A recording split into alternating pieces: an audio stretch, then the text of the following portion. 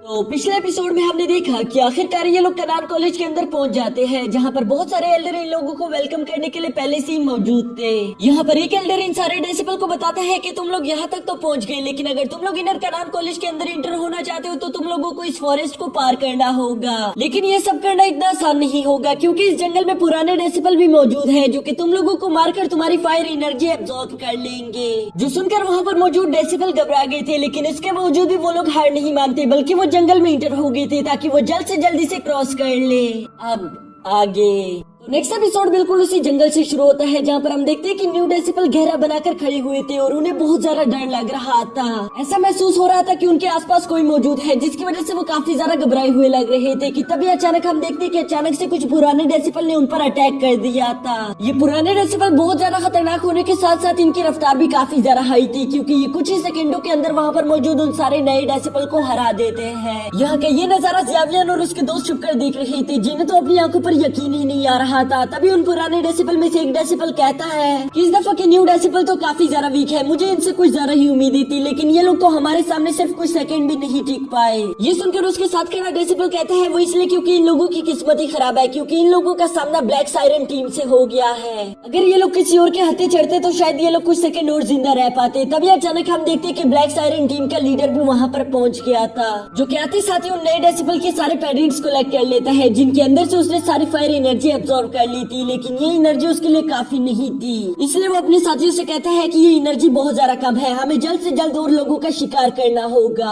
और ये कहते साथ ही वो लीडर अपनी टीम को लेकर वहाँ से निकल गया था, जबकि यहाँ पीछे खड़े ज़ावियन और उसके दोस्त ये सब देखकर काफी ज्यादा घबरा गए थे। पर तभी बाइशन कहता है कि चलो हमें यहाँ से आगे बढ़ना होगा, वैसे भी तुम लोगों ने सुना नहीं, जो सबसे पहले पहुँचेगा उसे सबसे बड़ा इनाम मिलेगा, इसलिए हम लोग यहाँ पर रुककर अपना वक्त बर्बाद नहीं कर सकते। और वो ये कहकर अभी आगे जाने ही वाला था कि तभी ज़ावियन उसे वहीं पर रोक देता है। वो उनसे कहता है कि क्या तुमने देखा नहीं कि वो सारे के सारे पुराने डेसिबल ऑलमोस्ट 2 स्पिरिट के ज्यादा करीब थे, तो तुम्हें क्या लगता है कि तुम आगे जाकर अकेले उन सबको हरा सकते हो? और वैसे भी वो सब लोग टीम की तरफ फाइट कर रहे हैं, यानी कि अगर हम लोगों ने अकेले अकेले आगे जाने की गलती की तो हम में से कोई भी जिंदा नहीं बच पाएगा।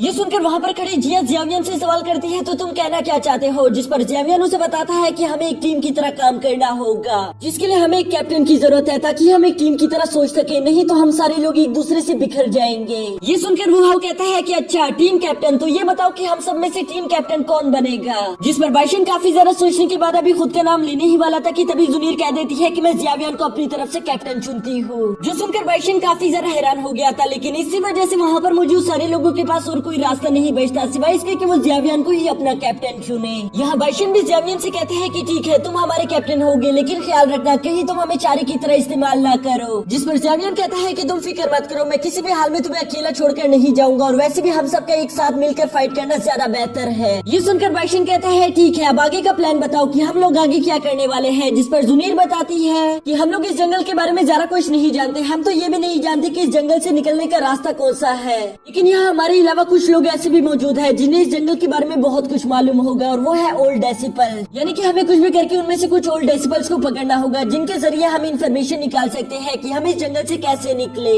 यहाँ जुनीर की ये सारी बातें सुनकर ज़ावियन उससे कहता है कि वाह हम दोनों बिल्कुल एक ही तरह से सोच रहे थे, जबकि दूसरी तरफ बाइशन इन दोनों लव बर्ड्स की गुटर को देखकर काफी ज्यादा परेशान हो रहा था। इसलिए वो ज़ावियन से कहता है कि हमें पुराने डेसिबल से अगर पूछना है तो चलो आगे बढ़ते हैं, ताकि हम जल्द से जल्द किसी पुराने डेसिबल को पकड़ सके। ये सुनकर ज़ावियन वहीं पर सोचते हुए कहता है कि अगर सारे पुराने डेसिबल इन्हीं ब्लैक सायरन्स की तरह हुए तो हमारे लिए उनके साथ फाइट करना काफी ज्यादा मुश्किल हो जाएगा। इसलिए मुझे लगता है कि हमें उन सब में से सबसे कमजोर टीम की तलाश करनी होगी, ताकि हम उन्हें आसानी के साथ हरा सके और हमें कोई तकलीफ का सामना न करना पड़े। ये कहते साथ ही ज़ावियन ने आगे की तरफ भागने शुरू कर दिया था, और वो इन सब से कहता है कि चलो मेरा पीछा करो। जिसके बाद हम देखते हैं कि वो एक दरख्त पर बैठकर अपनी सोल परसेप्शन टेक्निक का इस्तेमाल करना शुरू कर देता है। यहाँ अपनी सोल परसेप्शन टेक्निक की वजह से हम देखते हैं कि ज़ावियन वहाँ पर मौजूद सारे ओल्ड डेसिबल्स की एनर्जी को महसूस कर रहा था। वो देखना चाह रहा था कि यहाँ पर सबसे लो एनर्जी किस टीम की है, और इस तरह से चेकिंग करते हुए हम देखते हैं कि रात से सुबह हो गई थी और सुबह से दोपहर, लेकिन अभी भी इन लोगों को कोई ऐसी टीम नहीं मिलती जिसकी एनर्जी बहुत ज्यादा लो हो।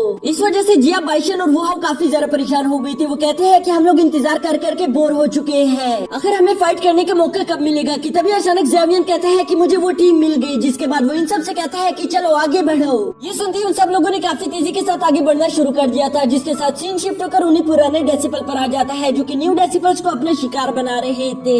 यहाँ वो पुराने डेसिबल न्यू डेसिबल्स को हराने के बाद उनकी फायर एनर्जी को एब्जॉर्ब कर लेते हैं, जिसके बाद वो कहते हैं कि अब हमें अपना न्यू शिकार ढूंढना होगा। कि तभी अचानक एक दरख्त से ज़ेवियर जवाब देता है कि नहीं, तुम्हें ऐसा करने की कोई जरूरत नहीं, क्योंकि हम लोग खुद ही तुम्हारे पास चलकर आ गए हैं। ये देखकर वो सोल टीम का कैप्टन कहता है कि वाह, तुम लोगों में इतनी ज्यादा हिम्मत आ गई कि तुम लोग सीधा आकर हमसे टकराने चले आए। यहाँ पर ये लोग इसी तरह एटीट्यूड में काफी सारी बातें कर रहे थे कि तभी ज़ेवियर अपनी टीम से कहता है कि तुम लोगों को परेशान होने की कोई जरूरत नहीं, क्योंकि ये सब लोग काफी ज्यादा वीक है। इनमें से कोई भी 2 स्टार 2 लेवल से ज्यादा हाई लेवल का नहीं है, तो इसलिए हम इन्हें काफी आसानी के साथ हरा सकते हैं। बल्कि मैं तो तुम लोगों से यही कहूंगा कि इनमें से कोई भी यहाँ से जिंदा जाने ना पाए। जो सुनते साथ ही हम देखते हैं कि ज़ेवियर की टीम फौरन से दरख्तों से नीचे उतर आई थी। ये देखकर वो सीनियर थोड़े बहुत घबरा गए थे, जिसके साथ ही हम देखते हैं कि जूनियर और उसकी टीम ने बड़ी तेजी के साथ आगे बढ़ती हुई उन सारे डेसिबल पर अटैक करना शुरू कर दिया था।